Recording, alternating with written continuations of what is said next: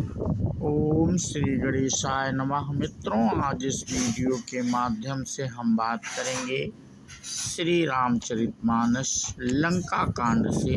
ये प्रसंग हमने मित्रों लिया है और आज इस प्रसंग में बात होगी अंगद का रावण की सभा में जाना। अंगद रावण संवाद भाग 5 आज हम इस चर्चा में आप लोगों से साझा करेंगे वीडियो के माध्यम से। और हम अपने पिछले भाग 4 वीडियो में मित्रों हम अपनी कथा समाप्त किए थे, क्योंकि अंगद को गुस्सा आ गया था, जिससे रावण के सभासद सहित रावण अपने सिंहासन से गिरते हुए बचा था और वहाँ उसके मुकुट जो है नीचे गिर गए थे। तो उसमें से कुछ मुकुट अंगद ने फेंक दिया था, जो राम जी समुद्र के किनारे जिस स्थान पे इस समय निवास कर रहे थे वहाँ पे वानरों ने देखा तो वो डर गए थे। तो हंस करके राम जी ने कहा था कि ये अंगद के रावण के ये मुकुट फेंके हुए आ रहे हैं, परेशान होने की कोई ज़रूरत नहीं है। अब आज उसी के आगे की कथा हम इस वीडियो के माध्यम से आप लोगों से साझा करेंगे मित्रों। तर के पवन सुत कर गहे आनि धरे प्रभु पास, कौतुक देखहि भालु कपि दिन कर सरिस प्रकाश। पवन पुत्र श्री हनुमान जी ने उछलकर उनको हाथ से पकड़ लिया। किसको मित्रों? मुकुट को, जो अंगद ने रावण की सभा से फेंके थे, और लाकर प्रभु के पास रख दिया। रीछ और बानर तमाशा देखने लगे। उनका प्रकाश सूर्य के समान था। उहाँ सकोपि दशानन सब सन कहत रिसाई, धरहु कपिहि धरी मारहु सुनि अंगद मुस्काई। वहाँ सभा में क्रोध युक्त रावण सबसे क्रोधित होकर कहने लगा कि बंदर को पकड़ लो और पकड़कर मार डालो। अंगद यह सुनकर मुस्कुराने लगे।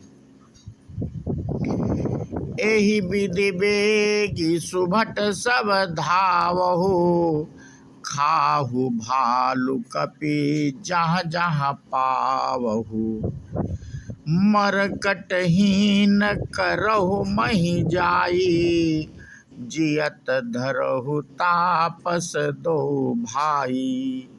रावण फिर बोला, इसे मारकर सब योद्धा तुरंत दौड़ो और जहाँ कहीं रीछ बानरों को पाओ वहीं खा डालो। पृथ्वी को बंदरों से रहित कर दो और जाकर दोनों तपस्वी भाइयों राम लक्ष्मण को जीते जी पकड़ लाओ। पुनि सकोप बोले वो जुबराजा, गाल बजावत तो ही न लाजा, मरुगर काटे नीलज कुल घाती, बल बिलो की बिहरती नहीं छाती। रावण के ये कोप भरे वचन सुनकर तब युवराज अंगद क्रोधित होकर बोले, तुझे गाल बजाते लाज नहीं आती? अरे निर्लज्ज, अरे कुलनाशक, गला काट कर आत्महत्या करके मर जा। मेरा बल देख कर भी क्या तेरी छाती नहीं फटती? रे त्रिय चोर कुमारग गामी, खलमल राशि मंदमति कामी, सन्निपात जल पसि दुर्बाधा, भयसि काल बस खल मनु जादा। अरे स्त्री चोर, अरे कुमार्ग पर चलने वाले, अरे दुष्ट पाप की राशि मंद बुद्धि और कामी, तू सन्निपात में क्या दुर्वचन बक रहा है। अरे दुष्ट राक्षस, तू काल के बस हो गया है। या को फलु पावहि गो आगे, बानर भालु चपेटनि लागे। राम मनुज बोलत शिवानी, गिरही न ताव रसनाय अभिमानी। इसका फल तू आगे बानर और भालुओं के चपेटे लगने पर पावेगा। राम मनुष्य हैं ऐसा वचन बोलते ही, अरे अभिमानी, तेरी जीभें नहीं गिर पड़ती। गिरी हैं रसना संशय नाही, सिरनि समेत समर मही माही। इसमें संदेह नहीं है कि तेरी जीभें अकेले नहीं वरन सिरों के साथ रणभूमि में गिरेंगी।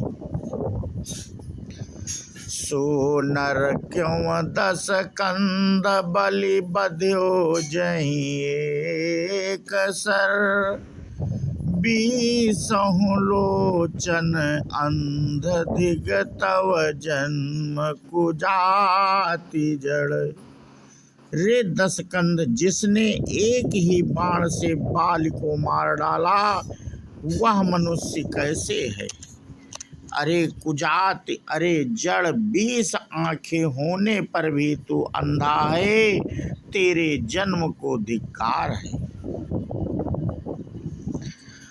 तव शोणित की प्यास त्रसित, राम से सायक निकर। तजौ तो हित ही त्रास, कटु जल पक निशिचर अधम। श्री रामचंद्र जी के बाण समूह तेरे रक्त की प्यास से प्यासे हैं, वे प्यासे ही रह जाएंगे। इस डर से अरे कड़वी बकवाद करने वाले नीच राक्षस, मैं तुझे छोड़ता हूँ। मैं तव दसन तोरि बेलायक, आय सुमोहिन दीन रघुनायक। असि ऋषि होति 10 मुख तोरऊं, लंका गई समुद्र महाबोरों। मैं तेरे दांत तोड़ने में समर्थ हूँ, पर क्या करूँ, श्री रघुनाथ जी ने मुझे आज्ञा नहीं दी। ऐसा क्रोध आता है कि 10 मुंह तोड़ डालूं और तेरी लंका को पकड़कर समुद्र में डुबो दूं। गूलरि फल समान तव लंका, बसहु माधि तुम जंतु असंका। मैं बानर फल खात न बारा, आयसु दीन न राम उदारा। तेरी लंका गूलर के फल के समान है, तुम सब कीड़े उसके भीतर अज्ञानवश निडर होकर बस रहे हो।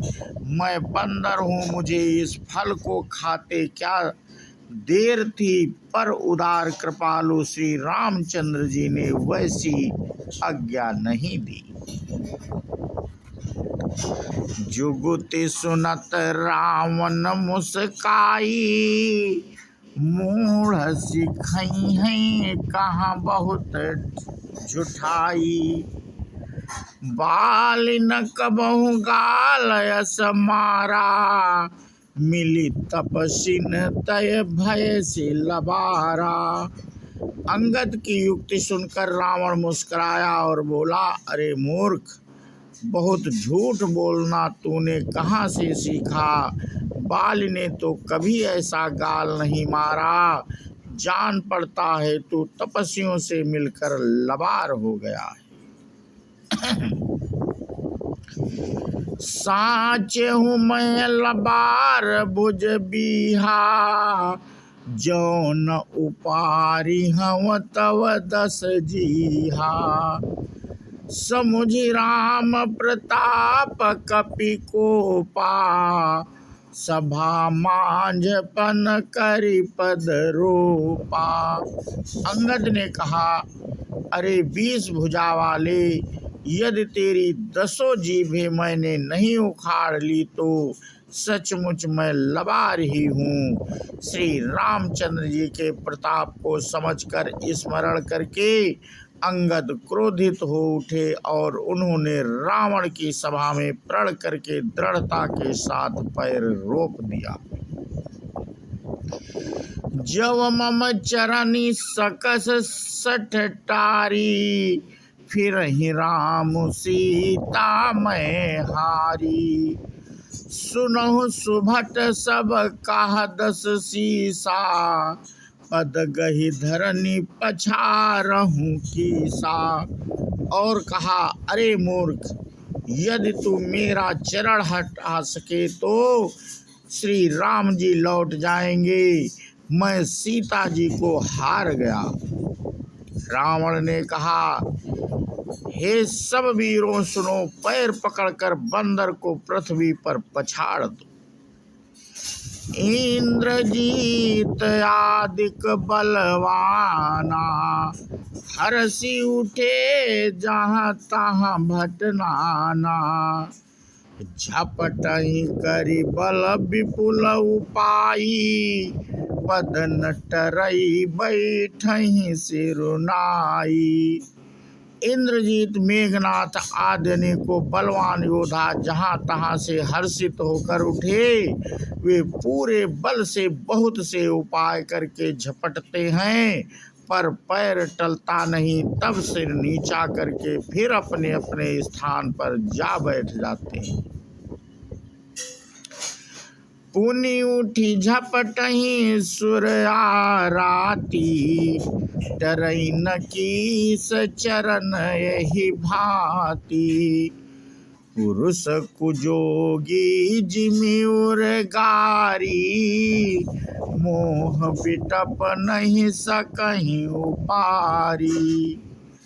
कागभूषुंड जी कहते हैं, वे देवताओं के शत्रु राक्षस फिर उठकर झपटते हैं, परंतु हे सर्पों के शत्रु गरुड़ जी, अंगद का चरण उनसे वैसे ही नहीं टलता जैसे कुयोगी विषयी पुरुष मोह रूपी वृक्ष को नहीं उखाड़ सकते। कोटिन मेघनाथ सम सुभट उठे हर्षाई, झपटहि टरई न कपि चरण, पुनि बैठहि सिरुनाई। करोड़ों वीर योद्धा जो बल में मेघनाथ के समान थे, हर्षित होकर उठे। वे बार बार झपटते हैं, पर बानर का चरण नहीं उठता। तब लज्जा के मारे सिर नवाकर बैठ जाते हैं। भूमि न छाड़त कपि चरण, देखत रिपुमद भाग। कोटि विघ्न ते संत कर, मन जिमिनी तीन त्याग। जैसे करोड़ों विघ्न आने पर भी संत का मन नीति को नहीं छोड़ता, वैसे ही बानर अंगद का चरण पृथ्वी को नहीं छोड़ता। यह देखकर शत्रु रावण को मद दूर हो गया। कपि बल देख सकल ही हारे, उठाया फो कपि के परचारे। गाहत चरण कहा बाली कुमारा, मम पद गहे ना तोर उबारा। अंगद का बल देखकर सब हृदय में हार गए। तब अंगद के ललकारने पर रावण स्वयं उठा। जब वह अंगद का चरण पकड़ने लगा तब बाल कुमार अंगद ने कहा, मेरा चरण पकड़ने से तेरा बचाव नहीं होगा। कहसि न राम चरण सठ जाई, सुनत फिरा मन अति सकुचाई। भयउ तेज हत श्री सब गई, मति दिवस जिमि सस सोहई। अरे मूर्ख, तू जाकर श्री राम जी के चरण क्यों नहीं पकड़ता। यह सुनकर वह मन में बहुत ही सकुचाकर लौट गया। उसकी सारी श्री जाती रही। वह ऐसा तेजहीन हो गया जैसे मध्याह्न में चंद्रमा दिखाई नहीं देता।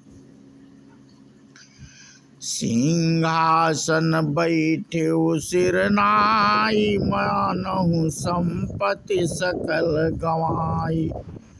जगदात्मा प्राणपति रामा, तासु विमुख किमि लाभे श्रामा। वह सिर नीचा करके सिंहासन पर जा बैठा, मानो सारी संपत्ति गंवा कर बैठा हो। श्री रामचंद्र जी जगत भर के आत्मा और प्राणों के स्वामी हैं।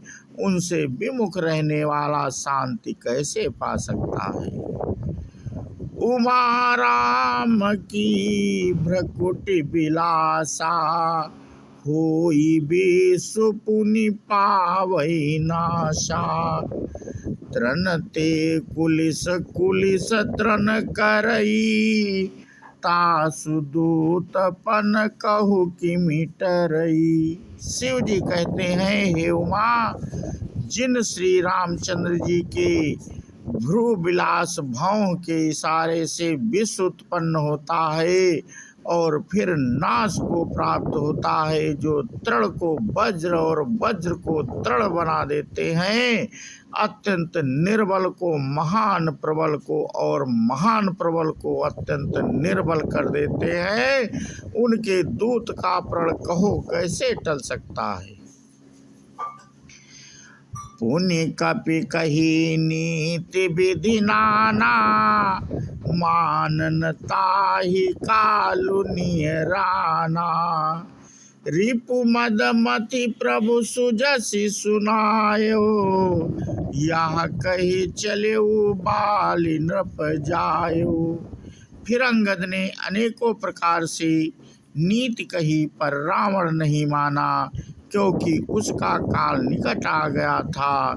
शत्रु के गर्व को चूर करके अंगद ने उसको प्रभु श्री राम जी का सुयश सुनाया और फिर वह राजा बाल का पुत्र यह कहकर चल दिया।